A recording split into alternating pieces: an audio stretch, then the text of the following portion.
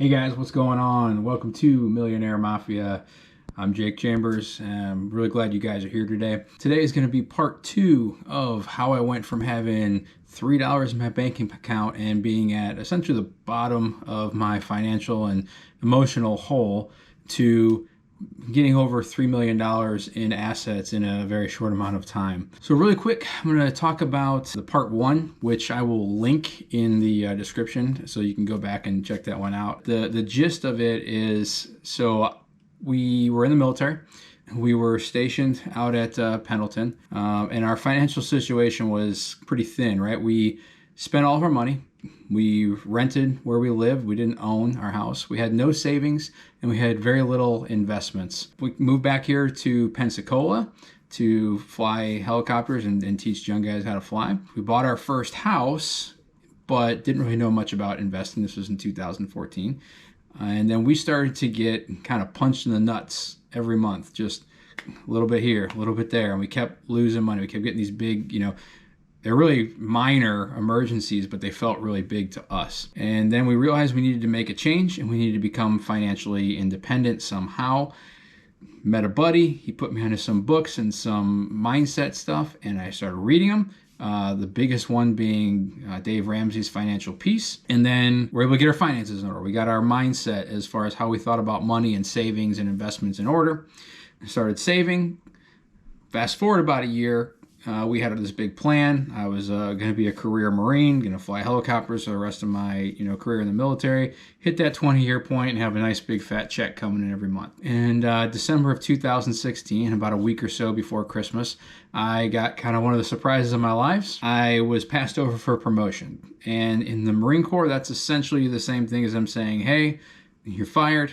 There goes that good paying job and that full career with all the benefits, not only financially, but also medical benefits and things like that. That led us to a decision point.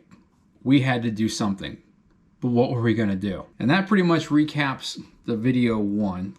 Like I said, I'll link that here in the description so you can go back and see it if you haven't already. While it doesn't get into the nuts and bolts of how I grew my business and reached the point of where I'm at now, it's a really good thing to look at to kind of learn from my mistakes and the things that I did and we did as a family, both in a bad way to get to that $3 in the bank account, and then what we did initially to kickstart our path to financial freedom. You got to set a base. You got to set a foundation, and that's what we did. Now, there was mistakes that we made, things that we could have done better, but with the knowledge that we had and the information we had available to us at the time, I think we did pretty well. And I think it's a really good foundational thing to look at. So for somebody who's kind of new to this space, right? We're going to pick up from that point, which was that decision point. We got to do something. We had purchased our first house. I told you that when we first moved here in 2014, but we didn't buy it as a rental or an investment property. We were living in it. We said, well, our mortgage is about what we're paying or getting paid in BAH, and it's about the same as what rent would be. So why don't we just buy the house? And it's actually better than renting, because when you rent, you have to put a deposit, you have to put first month rent and sometimes last month rent and all that stuff. And we didn't have to do that. So literally zero money out of pocket, and we had a house. Okay, so but we hadn't really done anything in real estate as far as an investment. So it's 2000. Fast forward about 2.5 years later, December of 2016. Week or so before Christmas, I got this news that I got passed over and I was essentially going to be losing my job. And so I told my wife, I said, babe, we gotta go buy some real estate. And she said, cool. Well, she didn't actually say cool. She said, what are you talking about, right? But she said, well, how? And I said, I don't know, but we got to go do it. Back in 2016, anybody who's in real estate right now knows that back then the market was still improving, right? It was a lot better than it was in 2010 and 9 when it bottomed out, but it was still on the rise. And at that time, you could still find some decent deals on the MLS. They're there for everybody to see. So everybody, literally with internet access, so it could be worldwide, can see this property. So you can kind of see how that could be a bad thing for somebody who's trying to get a good deal. Back then, you can still find a house on the MLS. You're pretty much not going to find that today. There's the snowball's chance in hell, but chances are you're probably not going to find it. That was the only way we knew how to buy a house, though. again, the information that we had available to us and the information the knowledge that we had was limited. So we reached out to a realtor. We looked at a few houses on Zillow, and we said, we want to go look at these. They were the handyman special or needs TLC, all those, buzzwords that you see. And so we went and looked at a couple, and we were like, I'm sure about this one. This one had a big hole in the roof. This one had a big hole in the floor. And we were trying to think, okay, we don't want to spend a lot of money on fixing it up. We were going to do a lot of the work ourselves. So we needed to find one that was cheap, didn't require some massive amount of rehab in the form of really technical stuff like rewires or re-roofs and things like that, but could be done with a lot of elbow grease, right? And our own TLC. Katie actually found the house we ended up buying, and it was the 3-2. It was vacant, and we found out after looking at it, we didn't know this before we went and looked at it. It had a brand new roof that was put on about 6 months prior. It had been completely rewired because it was a 1970s house. It had one of the two bathrooms had been completely renovated. Probably a $7,000, $8,000 renovation. However, the rest of the house was right out of the 70s.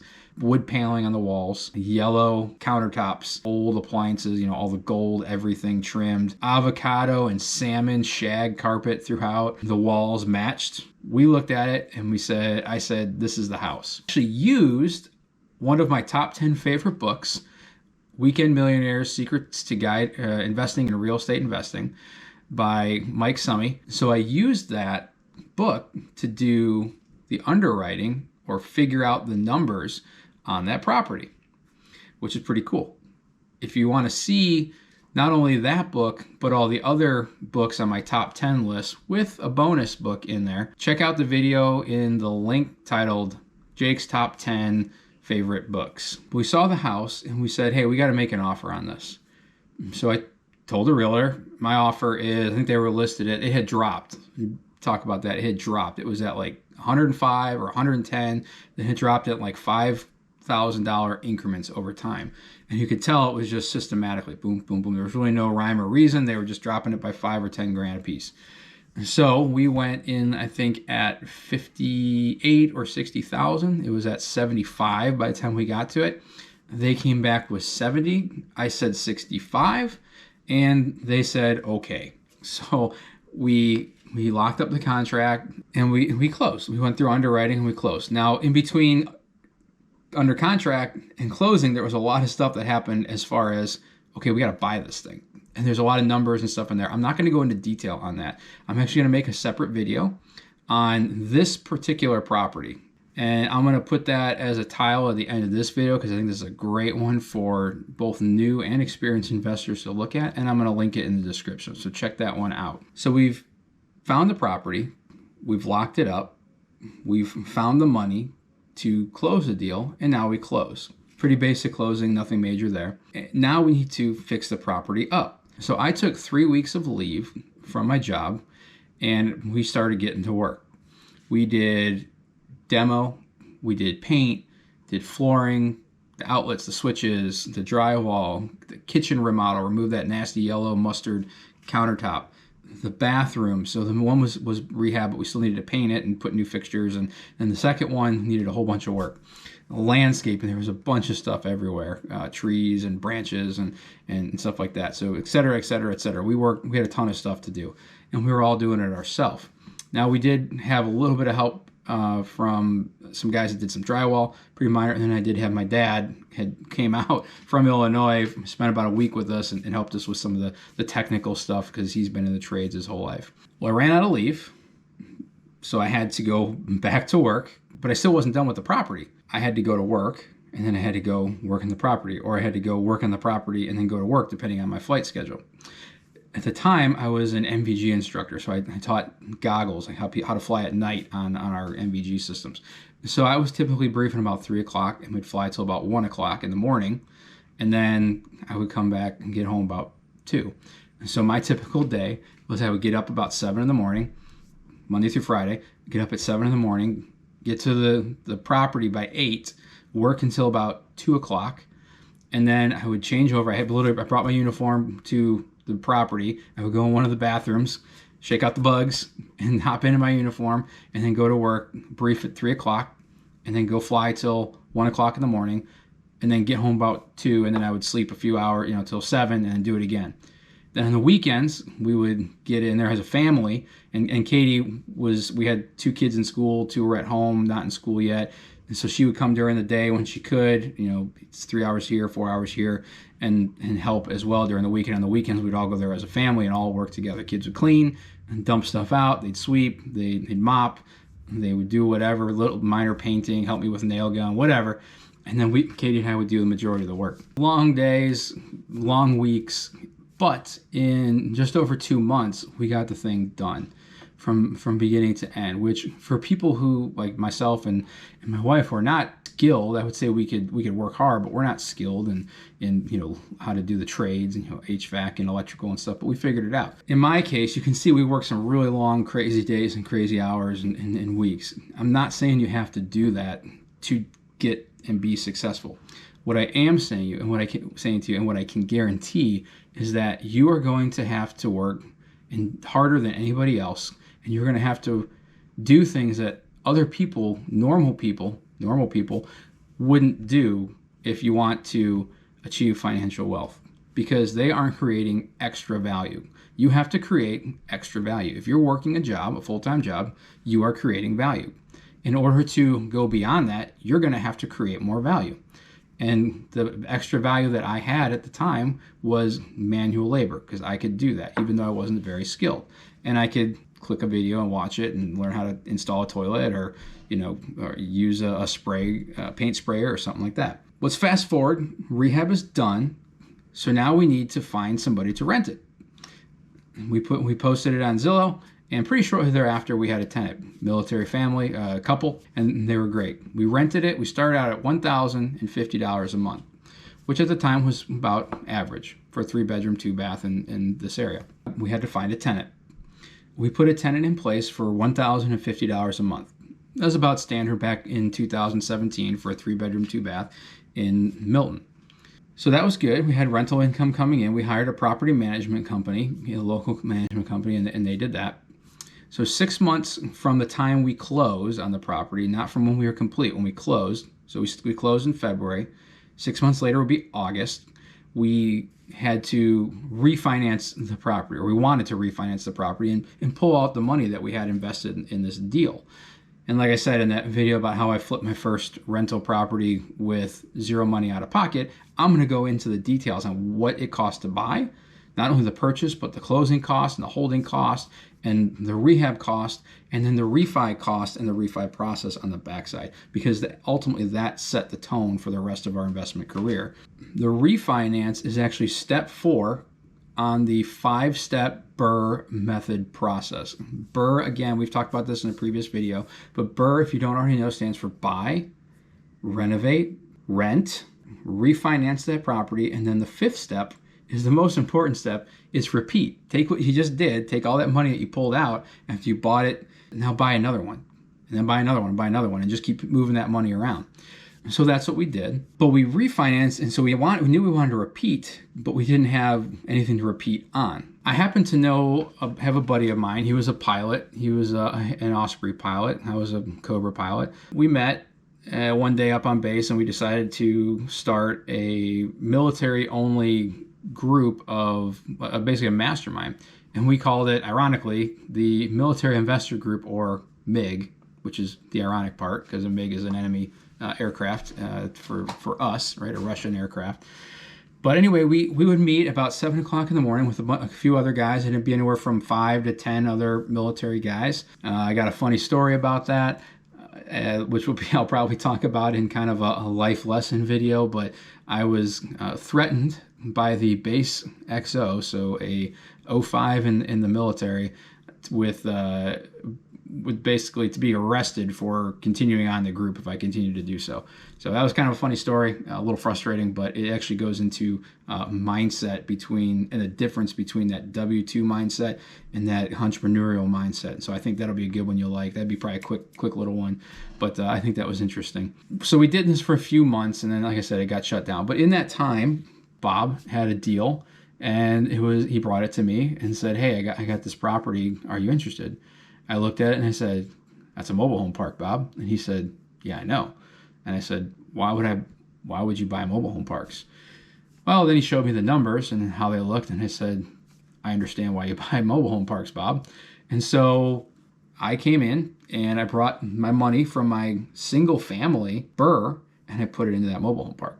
So just because I started in single family doesn't mean I have to stay there or continue there. I said, okay, I'm going to start buying these mobile home parks and these multifamily properties and these commercial assets that I have a lot more control over increasing the value of that property, which will be something we'll talk about over the the weeks and months to come. My only contingency on myself investing in this deal with Bob, I said, Bob, you got to let me do this on my own as much as possible.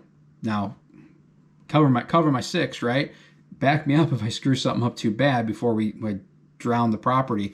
But let me do this because I need to learn so I can do this later on my own. And he did. He gave me a lot more slack than I was probably anticipating, which was frustrating and a little nerve-wracking at first, but was in hindsight the best thing he could have done. And so, Bob, if you're watching this, thank you. I appreciate it. And I cherish your friendship as well as your partnership. Things that I worked on there that I hadn't really had to deal with was commercial insurance, commercial leases, the rent-to-own process for the homes in the park, moving homes. Don't really move a single-family home. We had to literally move, mobile homes, while not very mobile, contrary to their name. There is a big process and a very expensive process. Demoing those homes that were bad. And dealing with, unfortunately, the health department, the code enforcement, and the zoning and planning department. So not all the zoning and planning was bad. We actually rezoned the property to make it worth even more. But there was some things that we did wrong. We kind of got slapped a little bit for doing things kind of the beg for forgiveness rather than ask for permission.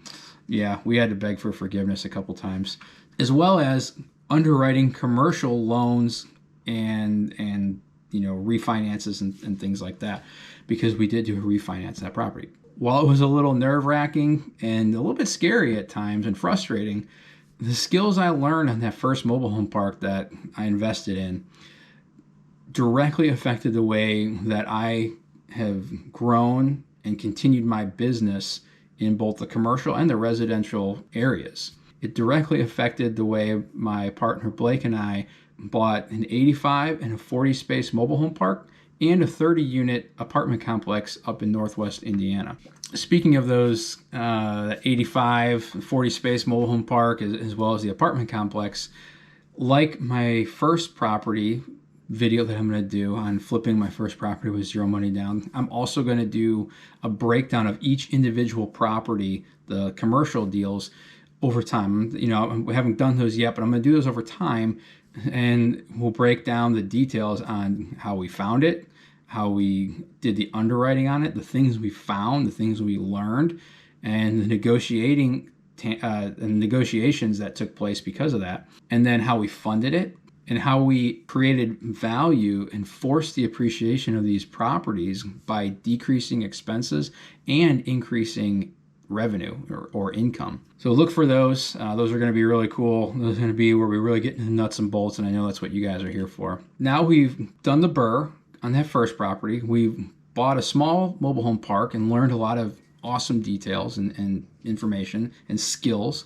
And then we bought a couple more big properties up in Northwest Indiana. Fast forward a couple years to 2019, I was getting a little low on cash.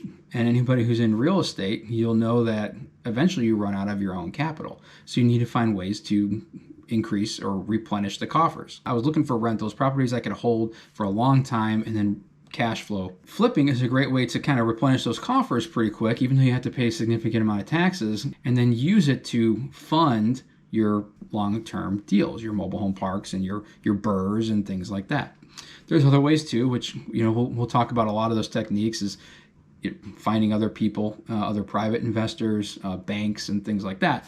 But you do want to have some of your own liquidity. So I reached out to a buddy of mine and I said, hey, I want to get into flipping, and you've got this flipping or this wholesaling company, and you've got this awesome product that you use to ensure that your marketing and your lead funnel is super tight.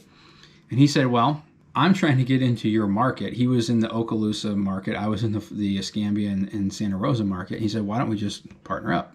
And so we worked out a deal, and I basically bought into his company, and I became a partner. So we became part owners together. I handled the disposition of the company, meaning I handled, after we got a property under contract, I would handle finding a buyer for that contract, as well as handling all of the commercial properties that we found. And I would handle all of the investor relations. So any private money raising, any lenders, both private and commercial, that I would handle all that.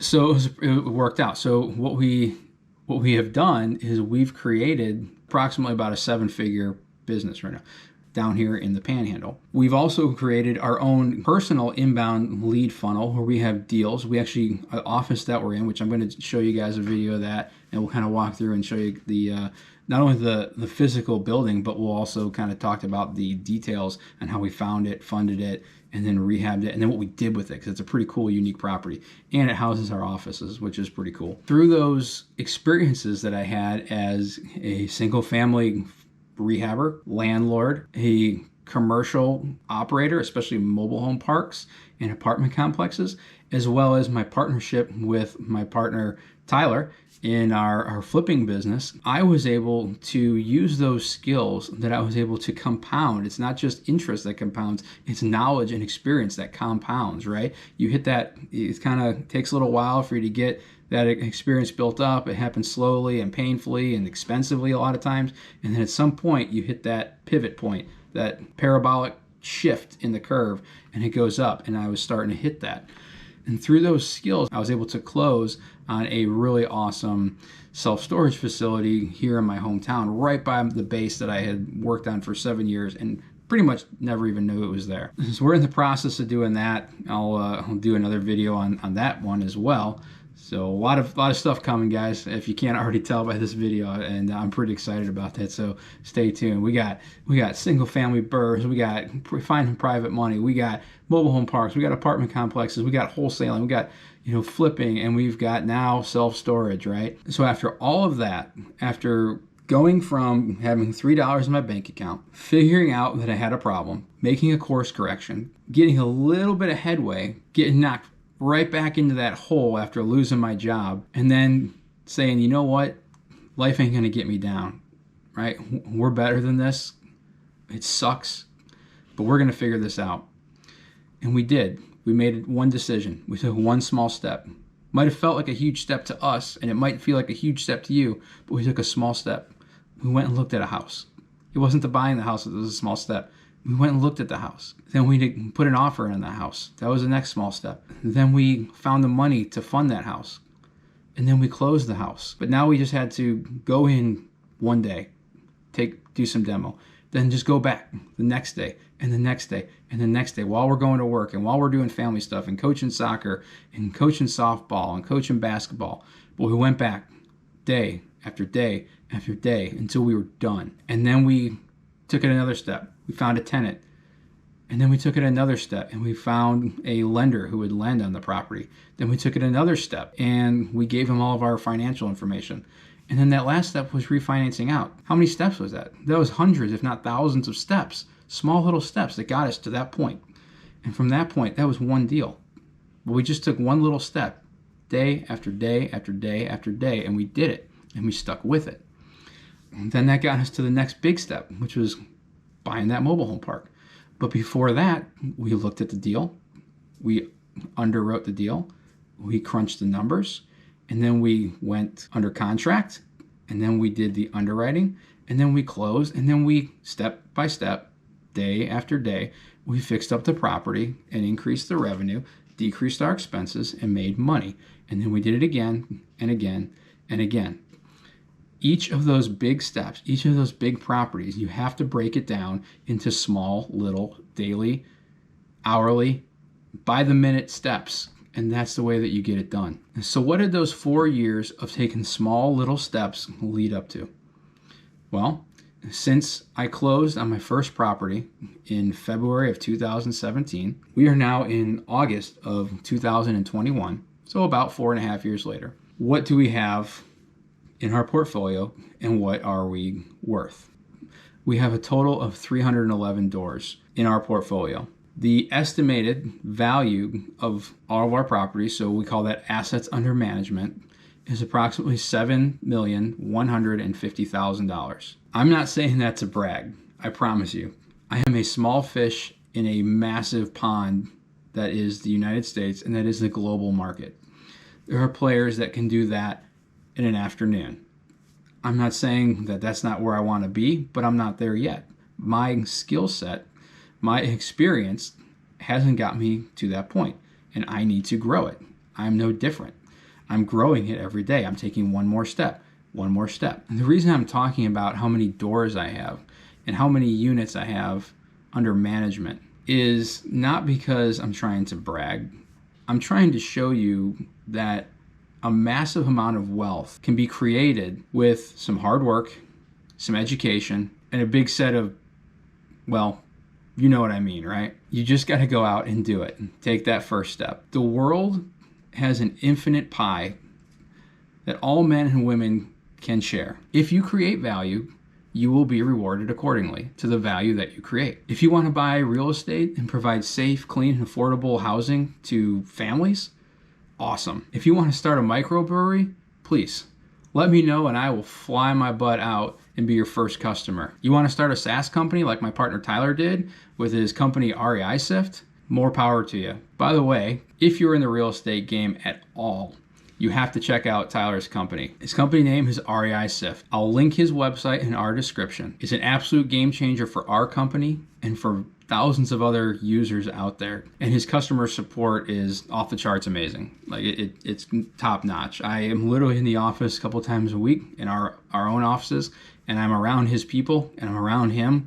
Half the time it's Tyler personally interacting with individual clients and customers, which is not something you're normally going to see. Anyway, check that out. Hit me up if you got any questions about that. At the end of the day, we all have an infinite amount of potential that we can literally create an infinite amount of value to other people. So go out, get creative, and grab yourself a huge slice of that infinite pie of wealth. I really hope you guys enjoyed that video. I hope you got a lot of value out of it and either a light bulb went off in your head or a fire got lit in your belly, because this is some awesome stuff. This is the nuts and bolts. This is the step-by-step procedure for achieving financial wealth for yourself and for your family. I'm going to link a couple previous videos that I've already done on some of the topics that we covered today that go into a little bit more detail. I'm also going to do some nuts and bolts videos on the specific deals that we have done over the last couple years.